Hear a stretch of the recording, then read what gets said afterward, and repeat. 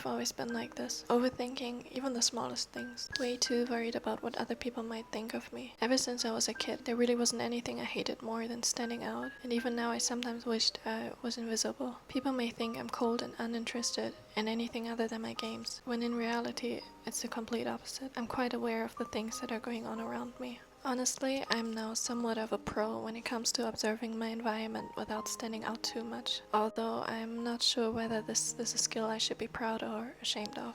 Kuroo is late, thought to myself while tiptoeing from one foot to the other, eyes fixated on my phone screen. I shouldn't have agreed to this. Was it really necessary to go on a date? We were basically seeing each other every day at school and at practice anyway. And just how often was Kuroo sneaking into my room at night, clearly uninvited? Yeah, I should have stayed home. Kenma! I shifted my gaze over to the direction where this oh so familiar voice seemingly came from. Kuroo was late, and yet his signature shit-eating grin was painted on his lips as he walked towards me. There were days where I just wanted to shove my foot in his face. You're late. Today was one of those days. Huh? I'm not. You are. I'm not. He pulled his phone out in an attempt to prove his innocence. 5:32 p.m.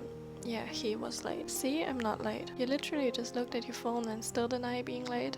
You were supposed to be here 2 minutes ago. Kenma, are you even for real? I don't like being around people for any longer than I necessarily have to. Okay, sorry for being 2 minutes late. Let's not stay here any longer. Shall we go?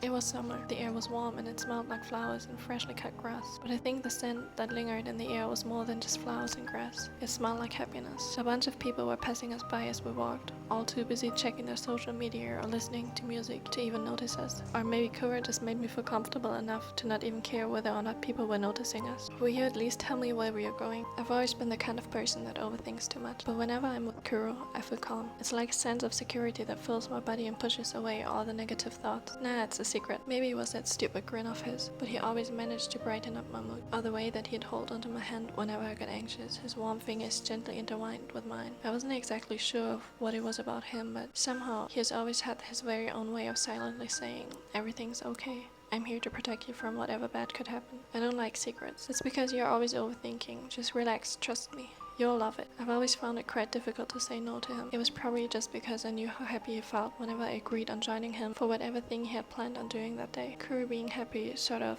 made me feel happy too. I would never admit that though. Okay, that's the spot. Kuroo snapped me out of my thoughts. How long have we been walking? My eyes quickly scanned the environment. Green grass beneath my feet and a man-made pond in front of me. We were in a park. You wanted to go to a park? Yes. Kuroo had let go of my hand and seated himself onto the grass while signaling me to sit down as well. Why? It's unusual for you to just sit down in a park and, I don't know, chill?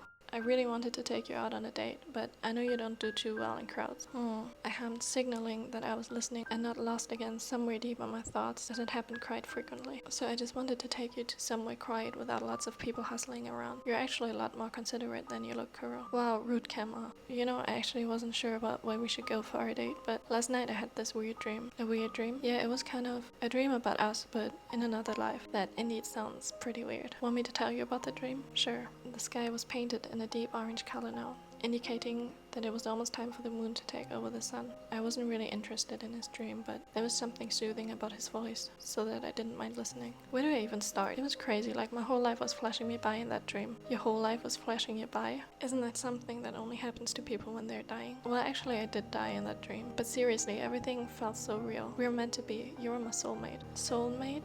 That's too cheesy. It's not cheesy at all. I was happy you were my soulmate. Anyway, I think we went stargazing a couple of times in that dream, so I figured we could just go stargazing for real too. We could have just taken a look at the stars from my rooftop though. Kenma, you need to go out from time to time. I go to school every day, isn't that enough? That's not the same. You're really stupid. Ha, why you're insulting me now? I thought it was a nice idea. Was he pouting? Thank you for being considerate of my feelings. Kenma, I knew you would like it. I don't. You do. I don't. You do. I don't quite know how long we were sitting on the grass under the stars that night, but somehow watching the stars illuminate the sky was oddly comforting. Yet somehow those stars triggered something in me. It was a feeling I either was never aware of before or something I once had felt a long time ago. Say, Kuroo, we're soulmates in that dream of yours, right? Yeah, and you said you could see your life flashing by and you died. Right, why? How did you die? Was it an accident? No, it wasn't an accident. You said so? Then how did you die? I died from some sort of sickness. Don't ask me what sickness though, I don't really remember. You died when we were old though.